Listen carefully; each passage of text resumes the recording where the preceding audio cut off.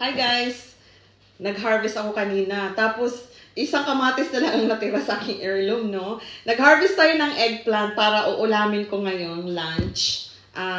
Tapos ito, ayan. Hindi siya ganun kalaki kasi kinuha ko na lang kasi mas masarap yata yung medyo mura pa, no?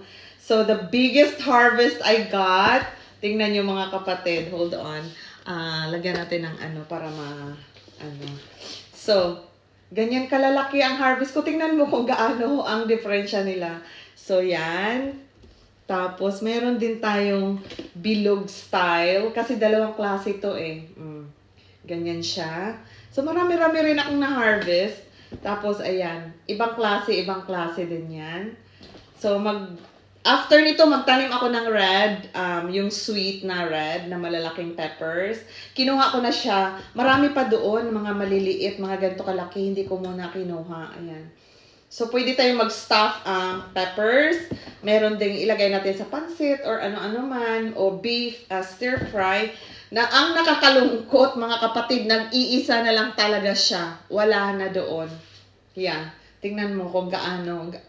Buti tinirhan pa ako, oh. Wala nang saysay. Alam mo yun? Tapos ganyan. So sa ngayon, ang nakuha ko, 3 eggplant. Meron pa doong bilog na eggplant. Hindi ko muna siya kinuha kasi bilog siya ibang klase.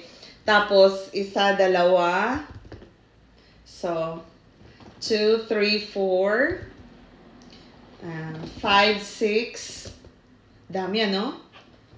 7, 8, 9, 10, 11, 12, and 13.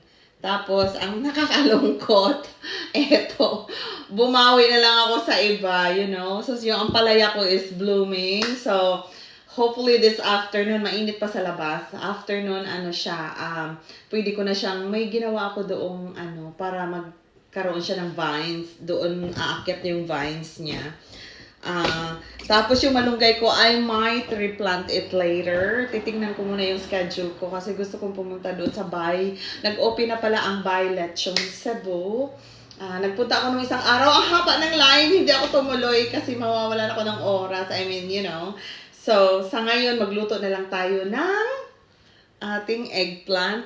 Simple lang siya, walang karne or whatever, just egg lang ang ilalagay ko, no? At saka herbs and spices kasi nga, yung mga huli, yun ang lalagyan natin ng pwede natin gawing, you know, parang Italian dish. Pero ito muna sa ngayon, gagawin ko siyang parang tortang